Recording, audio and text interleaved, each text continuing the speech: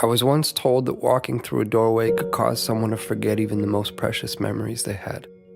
Memories of good, memories of bad, memories of love and of loss, all tucked away neatly, stored like the worn-out blankets that were kept to dress the rainy days and bad habits that happen from time to time. Or what it felt like to rest your head on a friend's shoulder that still carries with it the creases from where you last placed your heart. Just like that. Gone within a single step. That somehow 3 beams in an imaginary line drawn across some old aching floorboards were all that stood between you and the infinite silence of the very things that once colored your mind with sound. It's funny. You can make yourself believe almost anything if you think about it for long enough. Was that you? Was that you? I was once told that the love I felt beating inside my chest was nothing more than my mind playing an unfair trick on my heart. And like a pair of dice dancing along the uneven pavement, their fate, much like yours or mine, had already been decided.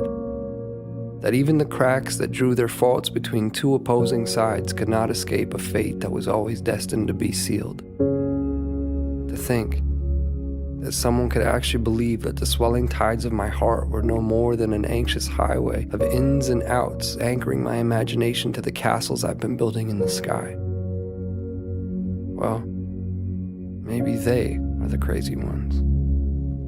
Then again, I have been known to misplace my hope in the way things fall.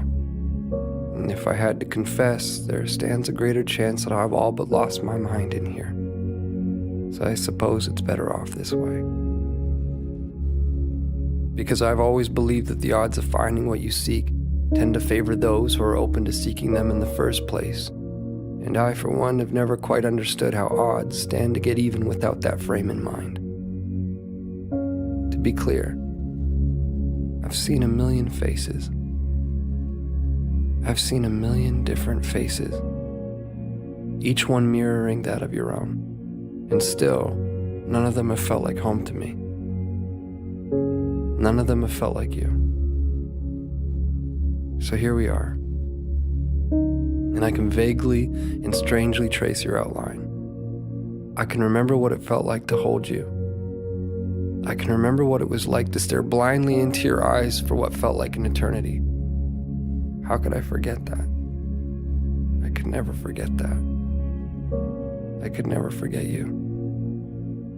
No matter how long it takes for my words to make their way through the vastness of this place we've called home, I unto you and you unto me, I say them and will continue to do so.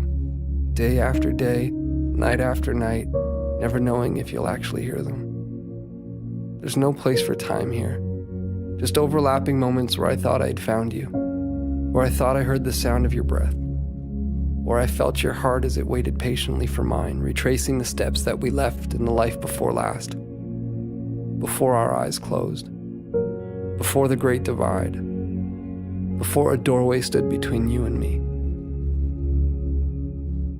As it stands, I found myself in that doorway again, with both feet in and your heart on my sleeve, but I can't bring myself to walk through this time. Not yet, at least. Not until I take one last look and see that it was you. That it was always you.